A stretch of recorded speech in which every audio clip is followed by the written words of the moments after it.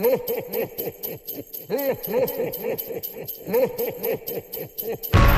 one small step for man, one giant leap for mankind. This is the Cosmic Voice.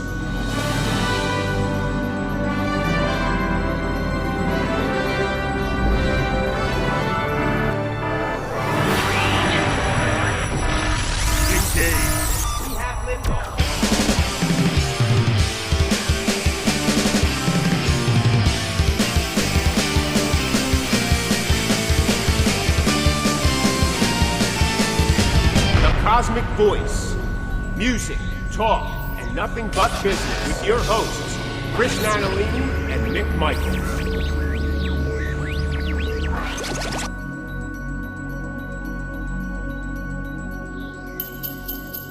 Hello, everyone, and welcome to the Cosmic Voice. This is Season 4, Episode 19, our Christmas in July episode.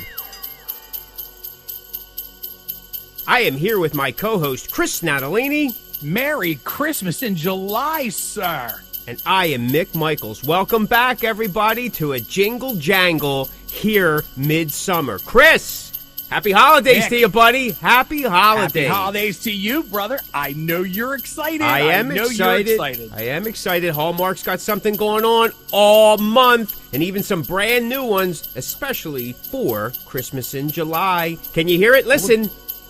I hear the sleigh bells ringing now. Oh. But welcome, everybody. This is an exciting time, especially for me. I don't know about you, but for me, very exciting time. Christmas in July. I exchange presents. We have a little meal. We make cookies. Oh, it's exciting.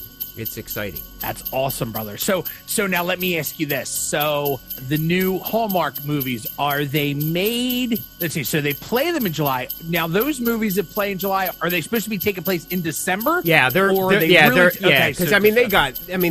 like 75 years worth of movies, right? So, and all of them are primarily, within that silly season. So yeah, you're just going to get a month long of Christmas in July. It's all good. They did a week, like in the end of June, there was a week kind of like lead up to it. Every Friday night, though, following January, they have a Christmas movie, at 8 o'clock.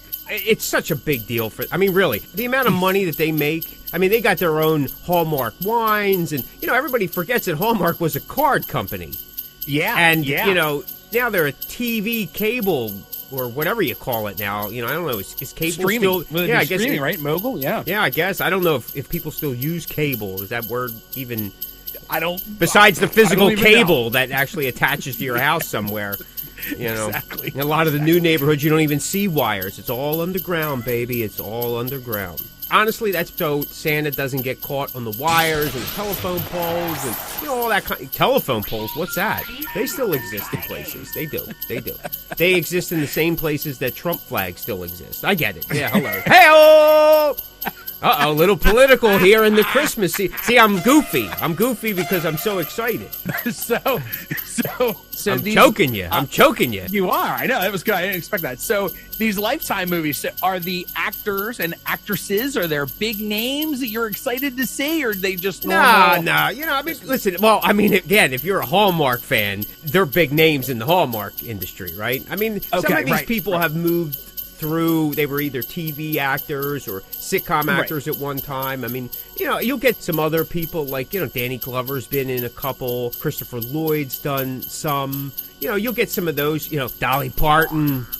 Right. We're talking gigantic names here. Yeah. You know what I mean? Anybody that's a fan of Rhinestone or Best Little Whorehouse in Texas, 6-pack, right? 9 to 5. Right? Is that what it was called? 6-pack? With Kenny Rogers, and they were the race car people. Like, there was like the kids, right. And yeah. See? I think you're right. Oh yeah, digging deep into the 80s. Woo!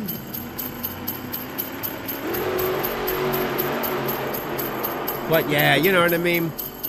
Well, it's probably easy work, right? Like, they probably work a couple of weeks, and they just go to some set and they're there for a few weeks and they're gone. It's probably an easy little paycheck. Oh, yeah. Well, I guess, listen, give me that job. I'll do my best at butchering it up. I'll butcher it up for you. Listen, I'll fall in love with some ad executive in a small town. Yeah, really. I hear that. So what have you been up to? You know what I've been up to? Lugging Christmas trees around and putting tinsel all over the town.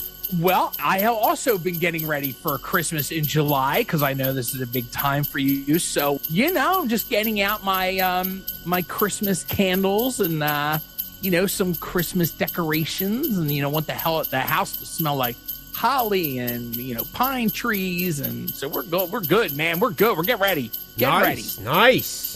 You buy a bunch of that holiday soap, you put it out in your bathrooms, your guest bathroom, so when people come over, they get the fragrance, they get all excited. Well, I still have some of that. I've been putting it out. It's got a little bit of cinnamon and stuff like that. Makes you feel like it's winter. It's kind of exciting, actually. You hit that and you go, oh, yeah, look at that. You wash your hands and you're thinking of I don't know what you're thinking of. Christmas balls and presents. I don't know. You decide what you want to think of, but anyway, it's a good feeling. You know what I mean? Sometimes smells and sounds, and it's exciting, man. I love it. Oh, it is, man. There's the first smell, be serious. Coming to the holiday time, those first smells of cookies or a pine tree or, those certain smells of Christmas cookies, they really take us back, right? Yeah, you just get kind of it's transported, it's time travel in a sense, Yeah. And you get all these, exactly. You get this rush of emotion, and you think of people that are no longer with you and all that kind of stuff. The older you get, it seems that list gets bigger and bigger. Yeah. I mean, unfortunately, but they're good times. You remember, when they were there or, things that you shared and laughs that you had. And, I mean, there's some bad times in there, too. Listen, every family has, you can't spell family without lies or fighting or yelling at each other, name calling, a lot of cursing, especially in my family. You know what I mean? You couldn't have a holiday meal without somebody coming at you with a fork or throwing something at you. You knew then it was Christmas at that point. That's right. You know what I mean? Right. When somebody's plate ended up in the sink and it wasn't finished yet. You know what I'm saying? You're done. Or against the wall. Yeah, kind of like at a bar, where you've been kind of cut off. You're done. No more. Out of here. Kind of that's the way it was with us, too. So, nope, you don't get to finish that. Sorry. Nope, you're done. Dunzo. Yeah, a few years ago, I started with my immediate family. We would do a little Pollyanna, something real basic, under $10. I think this year under $20. It's just fun, it breaks up the norm.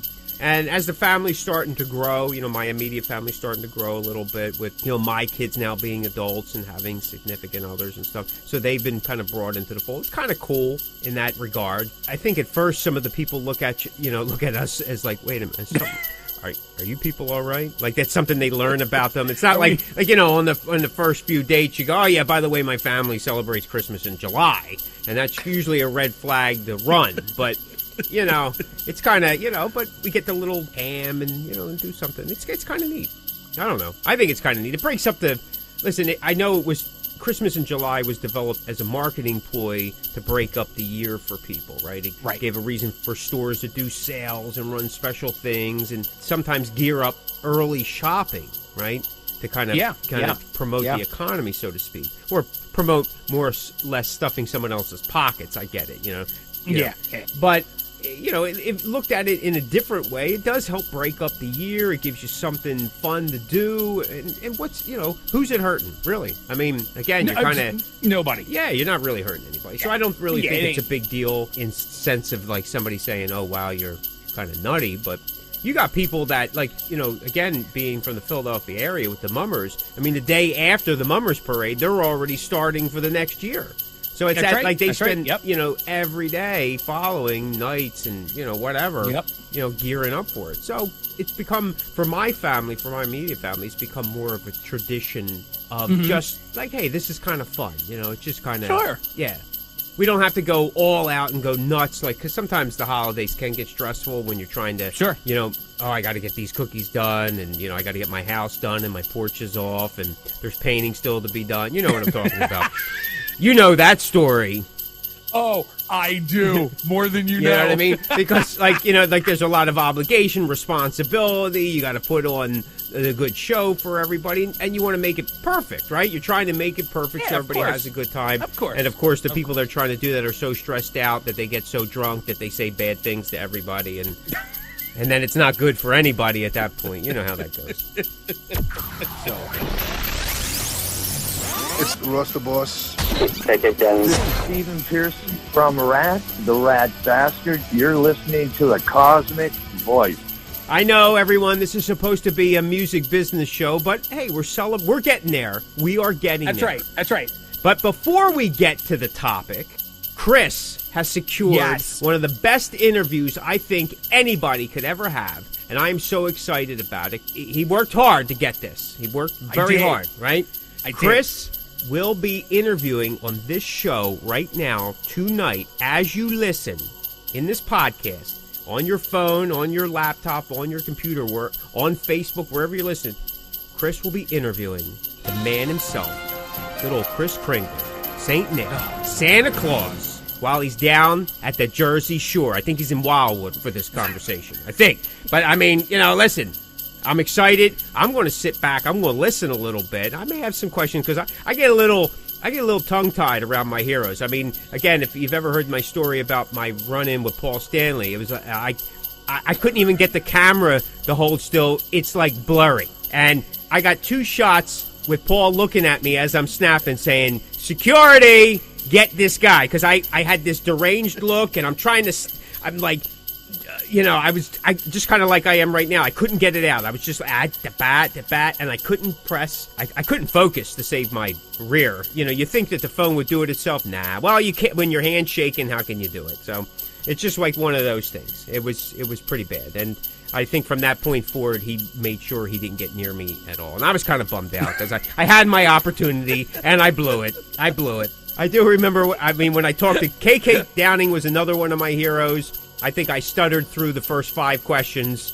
You know what I mean? At the but I finally kind of relaxed at close to the end when he said, "All right, buddy, bye-bye." And I was like, hey, he called me buddy. I mean, like, He called me buddy. I was just like, you got to be kidding me. So, yeah, the stories of a 50-year-old man, but, how I'm going to be about Santa. So, I don't know. I'm going to turn the mic over to Chris. I'm going to try not to make an idiot of myself here, but this is real exciting. Our Christmas in July episode. He's nowhere else. I mean, at the Jersey Shore. Everybody goes to the Jersey Shore, right? That's right. Especially Wildwood, now. right now. This is the happening time with, Anyway, Chris, take it over, buddy. All right. So we're going to get him on the line, and let's see if we can get him. Santa, are you there? Santa? What's up, Chris? Santa! How you doing, buddy? How are you, sir? How is Wildwood? Well, Wildwood is wild. I tell you, the women down here. Wait. No, I left Mrs. Claus. I left her up in the hotel. She had a headache today. So. Are you, Santa? Are you staying in Wildwood, or are you just there for the? I'm in Wildwood. I'm in Wildwood for a bit. You know what I mean? Listen. I gotta have some time off too, and at this time of the year, I come to the East Coast here in the U.S. Have you ridden the tram car yet? Not anymore. No, now that it's like $8 one way, I don't do it. They don't. Or it used to be $1, you know what I mean? Now they want $8 or something like that. Watch the tram car, please. They don't give it to you for free. You're Santa, for God's sakes. Jersey, they give you nothing for free. It's bad. I go to Wildwood because you don't have to buy tax for the beach. That is awesome. Well, Santa, listen, it is so awesome to have you on our show. Thank you so much for taking a few minutes. Thanks for having me. You're very welcome. Thank you. I just have a few quick questions for you. So, Santa, the first thing I want to ask you is, are you aware of all the movies that are made about you? I am. They do the best that they can. It's okay. I like Kurt Russell. He did a good job. Oh, yeah. Well, that was a good one. Do you have a favorite of them all? Well, I don't know. Tim Allen did a good job, at least in the first one he did, but I'll stick with Kurt Russell. I'm hoping that maybe Steven Seagal does a version of me at some point. He's about the size A little taller than I am, but he could definitely fill out the suit. Is there any Christmas movie that you are included in that is like it's more close to you and your character, or like who you are as a person? Yeah. You know the Dudley Moore one? I do. I definitely do. Yeah, Santa was a little miserable. I guess that's more like me. You know what I'm saying? I'm a little more miserable. You know, not this time of the year per se, because I'm off. But at that time of the year. You know. So are you saying around Christmas time you're not as jolly as we think you are? No, it's a stressful time. You know what I mean? It's a stressful time. But, you know, I try. I mean, once I get on the sleigh, it's a different story. But, you know, leading up to that, it's really tough. I can imagine that. And how are the elves? Are they working right now? And while you're sitting on the beach in Wildwood? Oh, they're doing some. They get some time off. You know, they put in like, you know, partial days. You know, I think they work 4 day a week. They're unionized now. You know how that works. What's it like a toy maker union? It's like a toy maker union. Well, we have the elves that, you know, that make the toys, and the ones that, you know, you got the shipping and receiving guys. You got the guys that drive the truck. You know, you got a lot of things. It's like organized crime almost with them guys. You know what I'm saying? So, Santa, you know, we were talking about movies. Is there a favorite animated movie that you enjoy? Animation. Well, I'm a Beauty and the Beast kind of guy at Disney. You know, early Disney, at least. You know, well, I don't know if it's early Disney, early modern Disney. You know, I like that. I mean, I like the Pixar stuff. You know. Wally. Do you have a favorite that includes yourself? A Christmas movie?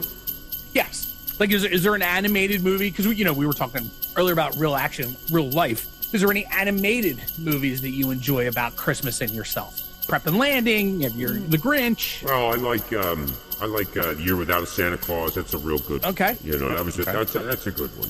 He did a good job. Yeah. Is there so you're enjoying Wildwood? I love Wildwood. So, you know, I love the boardwalks. I love those Wildwood days. Are you walking to the ocean? Or are you taking a buggy? Like, how are you getting? You know, I got to get the exercise. I got to get my steps in too. You know, it's just not all, you know, cookies and snow cones. You know, you got to stay in shape. I mean, I've been around a long time. You know, and that's not just by eating bad. What is your favorite Wildwood food? I like the boardwalk fries. You know, I mean, you know.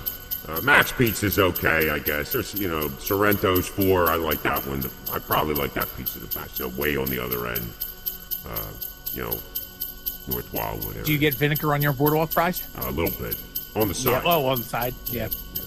That's amazing. That's amazing. When will you be heading back to the North Pole? For me, I don't really have to start anything until late September. So I kind of, you know, I'll spend about a month or so down here, and then I just kind of, I'll go check out New York. You know, I can blend in. You know, I don't really have, you know, I'm not wearing the red suit. You know what I mean? People don't even recognize me, you know, without the suit and the hat, which is okay. I you know, incognito. My co-host, Mick Michaels, is a huge fan of the Christmas holiday. He's a huge fan of yourself. Any advice you would give him for the upcoming holiday? Advice? Don't spend a lot. You know what I mean? Just enjoy it for what it is. It is what it is. Make other people's dreams come true. Nice. That's very good. That's very thoughtful. What a great piece of advice. That's what I'm hoping this young girl does for me here. So far, Mrs. Claus is helping out in that by not being here. What kind of ladies do you prefer, Mr. Claus? Breathing ones.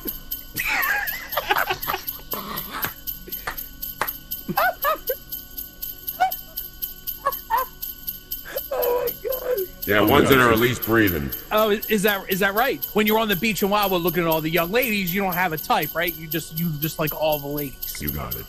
You got it, young man. Do you were you a ladies' man when you were younger? Sam? Oh yeah, it was easy getting elves. You know, especially when you're 3 times taller than them.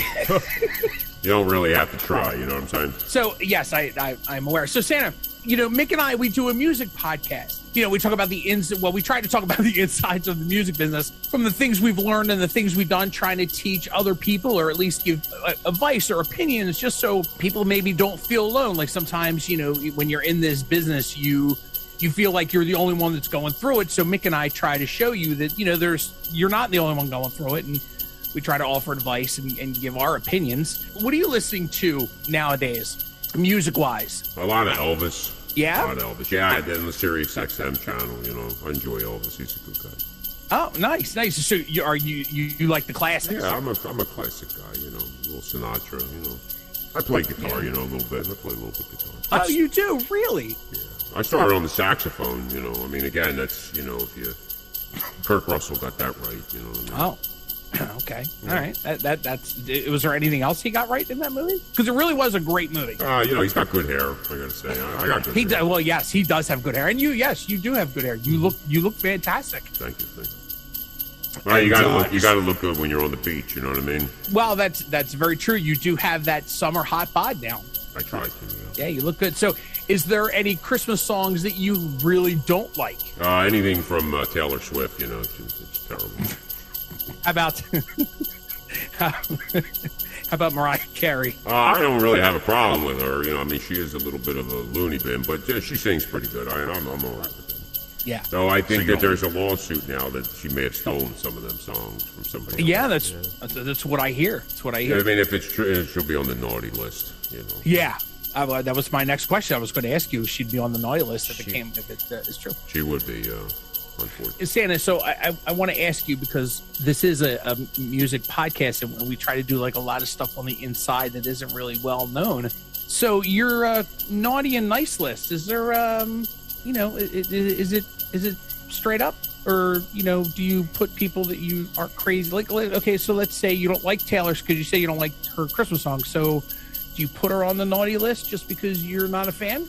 Or is this naughty and nice list on the up and up? Well, I think with any list, it can be massaged as needed. I mean, if it's blatant.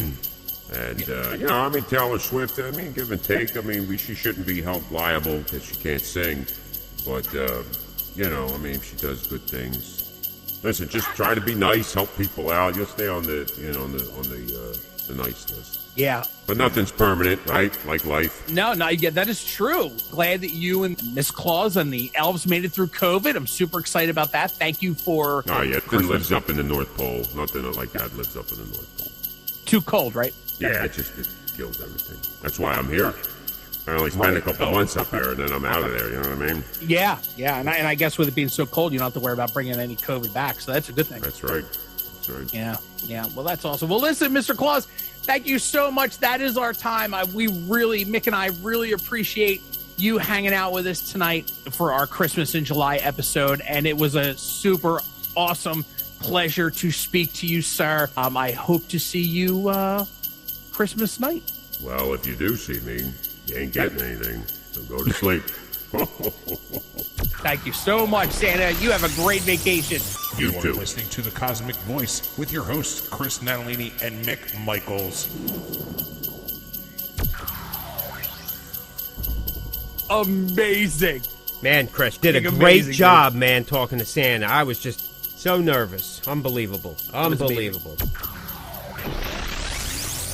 Christmas in July continues. So our topic tonight is, can I be my own label? Can I be my own record label? Now, we've touched upon this in previous episodes in different capacities, but we're going to go full-blown on this. We're going to finish the episode with that in mind. What do you think, buddy? Can you be your own record label in today's modern music industry? What do you think, pal? Mick, you and I have spoken about it before, and, with the success of social media and the way things are nowadays, obviously you can be, right? I think what it really comes down to is, do you have the knowledge, or obviously you can learn the knowledge, but do you have the knowledge to do it correctly and treat the artists that you sign as they should be treated, whether it be money or merch or digital sales, et cetera, et cetera.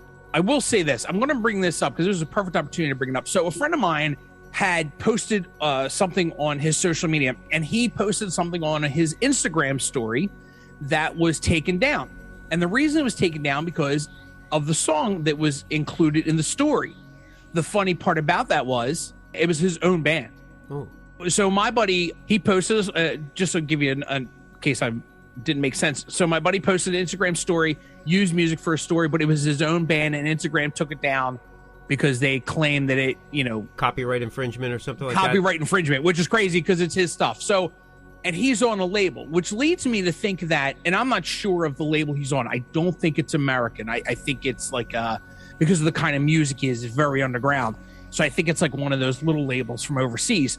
So obviously it leads me to believe that somewhere it got lost, right? Because I know, when you and I record material, you can, our stuff is on Instagram, it's on Facebook, and you can add it to stories and et cetera, et cetera. And you probably maybe know more about this, but I guess I'm thinking to myself that I guess the label didn't enter the data correctly. Like, I mean, could that be the issue here? It could be. When you're usually filling out that information for the distribution, they'll ask you who wrote it, who the writer of the song is. And is this an original? Is this a cover? Who were the, whatever the case is for there. Now, if people are using a stage name, they would prefer in the distribution, in the actual credentials that you're writing, the actual name of the writer, the real name, not a stage name, performing name, something like that. That way nobody can kind of like backdoor it and say, oh, you stole this from me or whatever that could be. Right. That could be part of the problem. Or they've taken all the publishing, like, so when they register it under whoever has that distribution account, which could be an individual and or a company name, company entity. So that may be part of the problem, too. Believe it or not, I've had the same issue only on YouTube, though. Okay. So I've had label put the song up because it goes through their distribution, and I put the song up as the artist, and I'll get a copyright infringement thing. Now, just because you get a copyright infringement thing, say, on YouTube, they don't necessarily take it down. What they do is now, they used to give you so many days to either fight it or take it down or something. But now what they do is they just prevent you from, if there's a cease and desist, of course, you have 3 days or so to take it down. Yeah. Okay? Yeah. Like something comes from Warner Brothers or something like that, Yeah. But on the other part, like if people put up like a cover song that hasn't been licensed properly, they won't take it down. They'll say there maybe is a copyright infringement, but they won't permit you to monetize that video. And then they'll monetize it, and then whatever portion of whatever they've allotted, or they've worked out in an agreement for the publishing and licensing deal, the artist gets a piece of that, whatever that is. Could be a penny, could be, How they're doing it for Instagram, I have no idea. And Facebook now owns Instagram, right?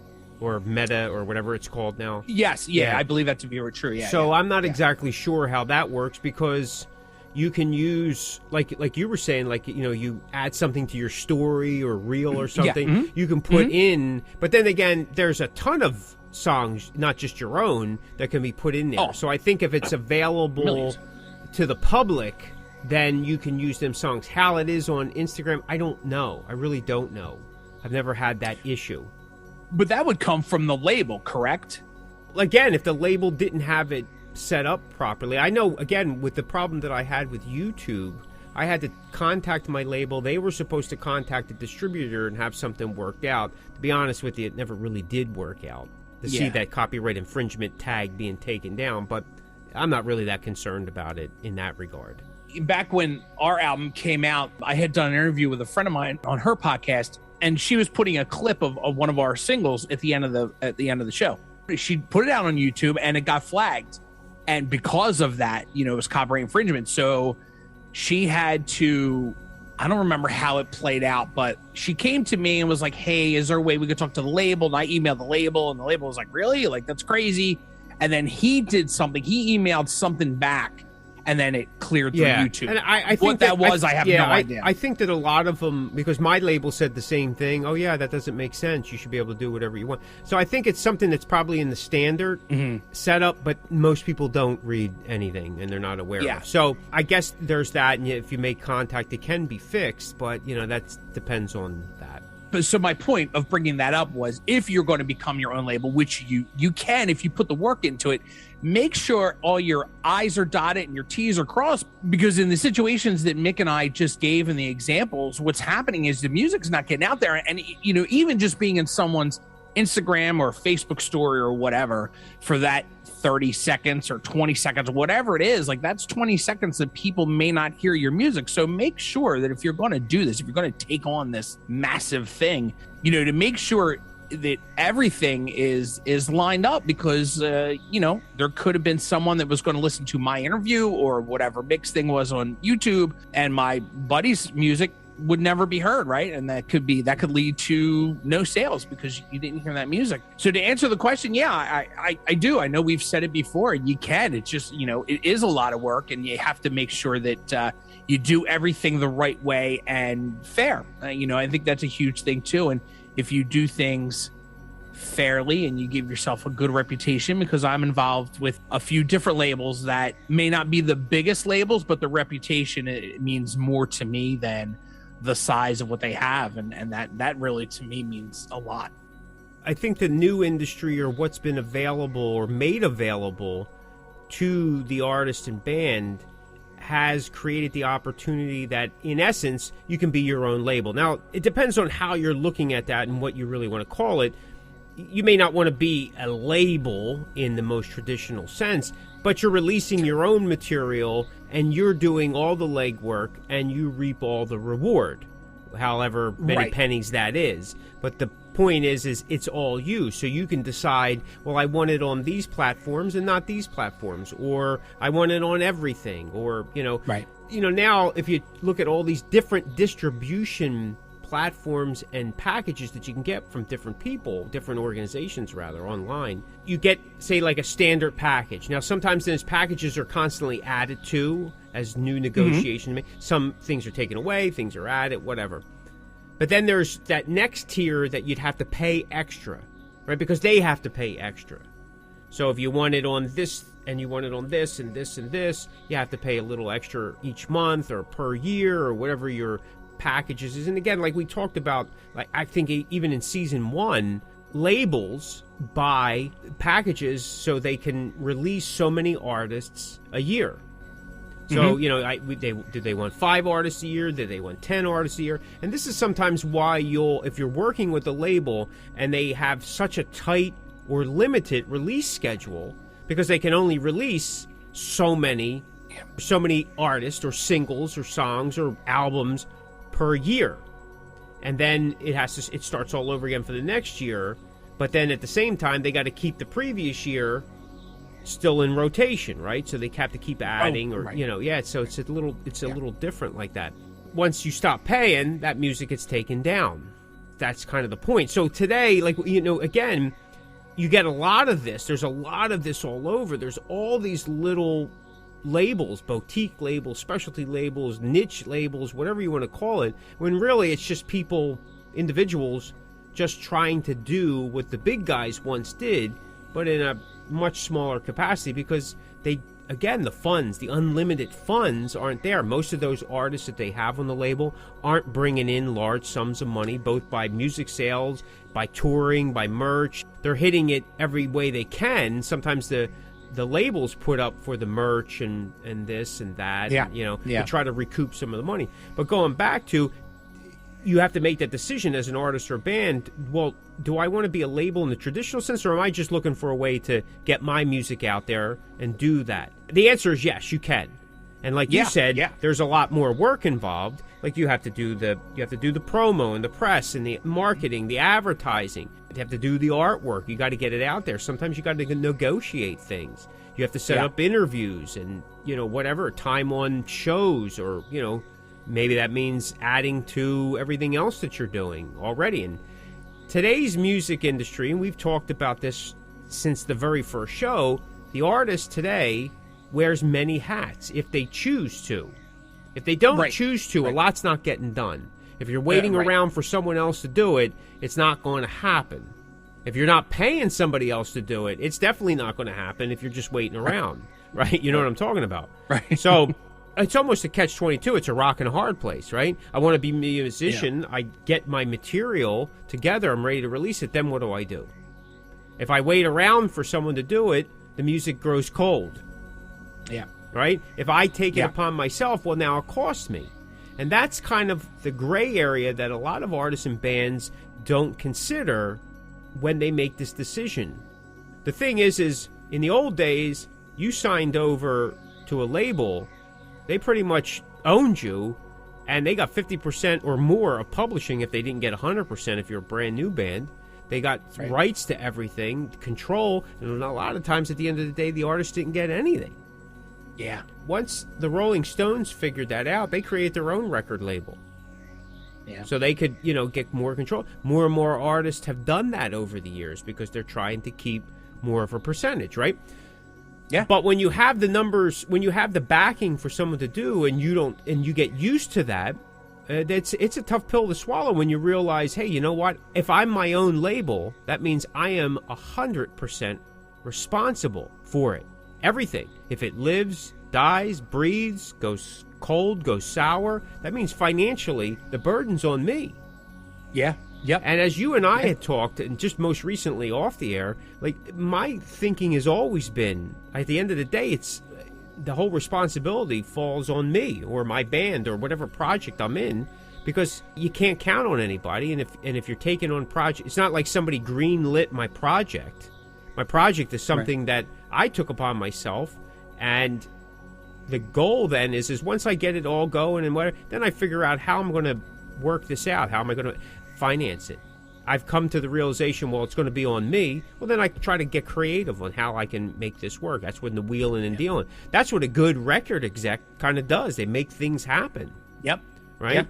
So that's that savvy, that business that an artist or band or someone from the band starts to get involved in once they start down the road of being their own label. You could be a label, to create the label, a name, whatever. You have one artist, you. And that's okay, right? Because we had talked about this long time ago, especially in the first season, that sometimes you may want to create a separate entity so it doesn't look like, because years ago, an artist that was promoting themselves was kind of looked at as like, well, if a label's not taking a chance on you, then maybe we shouldn't either. It's really, it's non-professional, right? Yeah, That's not necessarily the case so much today, especially with a lot of it's bigger not. names kind of just representing themselves. Yeah. Yep. I mean, you still have some people, you have a lot of people that are on labels because either they're successful, they have such a track record, and the money keeps rolling in from their back catalog. Well, for the most part, indie and in the trench artists, we don't have that opportunity, do we? So the more people we get involved, the more they're taking from whatever could come back to us, and that's less that we get. So, that's okay too. If you want to be one of those bands, and you've seen bands, like major bands, that then get to a point, two guys create their own label because they're trying to help the scene be more of an artist's label than a corporate label, right? Kind of get that development. There's still places like that you can go, but it gets harder and harder because, listen, at the end of the day, as much of a community feeling you want to provide that, hey, we're trying to build the scene, give people an opportunity or whatever, like if you're not making ends meet and the money ain't coming in, then it's not a charity, right? And unfortunately, everybody goes back to that certain mentality. So if you're going to deal with other artists, like you were saying, you got to make sure everything's in line, because now you're responsible for someone else's career as well as funding it financially. Yeah. Right? Yeah. So that's a big burden, and I've seen many of an independent label get burned in that process because they get excited. Yeah, we're signing you, we're signing them, we're signing them. All of a sudden, you got 15 bands signed, and you got this release schedule that you're not sure how. And then you're trying to juggle things around, and bands get like, well, we're going to have to push that off, or I don't think we can do that right now. Well, yeah, but I'm ready to go. You know what I mean? So I've been in those situations, and they're tough. They're tough. Yeah. And, as my story goes, when COVID hit, we were with a German-based label, and unfortunately, at that time, Germany got hit so bad that it affected everybody and everything, that our label had closed shop and said, we're not doing anything, no more releases. I know we have some on the deck, but nothing's coming out. We're done. We were fortunate enough that they let us go before everything got so bad. And everything was null and void at that point, which was really great. They didn't hold us to the wire with anything. We didn't hold them because we understood. Again, I mean, that's kind of community. Everybody was full, but that's not everybody. We were just thankful that we were able to move on and find something else. but that's not always the case. So going the route independently to be your own label, so to speak, yeah, I mean, why not? Especially in today's market, you give it a shot. But like you said, you got to be prepared to work, because that's when the game really starts. Yep. Yeah, give it a shot. Do it. There's plenty of packages out there, man. Like everybody offers an opportunity to get your music out there. And even if you're not paying for something, you can create a YouTube channel and release your music yourself, right? That's a way to have your thing. You can stream it through Facebook, make little videos, you put it out there. So your music's getting out there. You make it downloadable on your website. So if you didn't want to buy a distribution package, and I get it, not everybody has the money for that. I mean, everything involves some kind of money, unfortunately. And you can't negotiate with these guys because you never really talk to anybody. It's all done online. You click a few buttons. You never meet anybody from these distribution places, right? Unless you're somebody from Metallica and you call up and go, hey, and then you're all of a sudden their poster child and they're paying you. Yeah. You know what I mean? Yeah. So you put your stuff on your website, make it available on your social media, then you'll never have a problem with the copyright thing. Going back to that copyright thing, a lot of that has to do with the labels don't want these songs showing up someplace that could be a potential marketing tool for somebody to make somebody else money somewhere else, and they're not being paid properly for it. In any way, shape, or form, right? Because again, all these independent labels, even the big guys, everybody wants a return on their investment. It comes down at the end of the day, sad to say, but are we getting paid? Is this artist making money? And unfortunately, most artists, and I'd say 95% of artists, and that includes everybody, top to bottom, in between, all around, 95% of them ain't making money. It's that small 5%. And from that 5%, you got the 1%ers. Yeah, I think too, even your bigger names too. I would like to, I would love to see your big names. I would love to see a breakdown of their income and what goes out, because I pretty much can guarantee you, no matter who it is, whether it's the Stones or Metallica, they're probably making nothing off their music, but they're making money in other places, whether it's sponsors or whether it's merchandise or it's touring or it's, colognes or whiskey or whatever else anybody else is doing. Stuff like that leads me to believe that there's not a lot of money being made by music, just music itself. Sure, let's put that in perspective. Stones and Metallica, Bon Jovi, Bruce Springsteen, Neil Young, they're making money on their streaming of their catalogs. They're not making the kind of money. They're making more money than the average artist, right? But they're not making the kind of money that they made with real album sales back in the day. These are guys that made their money from their catalog a long time ago. Like, when I say the money, I mean millions, right? They are still making money, but they're not making the kind of money that they once did. But I'll take that kind of money. Well, yeah. And are they making the money that actually deserves to be made? I mean, that's a tough question. Does any of that music, it's like an athlete being paid tens of millions of dollars to run around a field when there's, missionaries barely making a minimum wage, or there's firefighters or police officers or, even our military. Teachers. I mean, I'm not here to debate that in one way or the other. We need all those in some form or another in our lives to complete them. But that's tough. I don't know. That I don't know. But I know what you're saying. I do know what you're saying. Yeah. And it makes perfect sense when you compare it to previous sales of what real album sales were compared to what album sales are today. Right. Like I go back to the quote that MC Hammer once said, and I'm going to paraphrase, but in his VH1 Behind the Music, though they were painting a picture, he was going bankrupt and he had this, and he says, well, I just, just to put it in perspective, it's not like I had to go out and get a job in a factory carrying boxes. Right. It wasn't that kind of, So his lifestyle just changed from Ferraris to, real nice Lexus. So, you know what I mean? I don't know. Right. Well, what do you think, bud? anything else you want to add? Did we cover it? You got something else you want to throw out there? No, because we covered it in a previous episode, and I still feel the same way. But yes, to answer the ultimate question, yes, I do believe that you could be your own label, if you're ready to put the work into it. And that's, at the end of the day, that's what really matters. Absolutely, I agree. Just put your time in, be prepared to work, but you can make it work. And there's ways around it. So if you have a minimal budget and you can only hit some of the online platforms, there's some of the free ones like Facebook, like your website, like YouTube. You start a channel. You can even start a podcast. That's right. To talk about your music, and then you play a song or two. And you just get it out there, right? If it's just about getting out there. All right, if you like that, check out some of our other episodes at www.thecosmicvoice.com. Step into the Cosmic Verse and fill that void. Merry Christmas in July, everyone, and thanks so much for listening. This is the Cosmic Voice. Be sure to check us out at thecosmicvoice.com. Like and follow us on Facebook at The Cosmic Voice. You can find The Cosmic Voice everywhere you listen to online podcasts, like Deezer, Google Podcasts, Apple Podcasts, Spotify, Anchor, Stitcher, and so many more.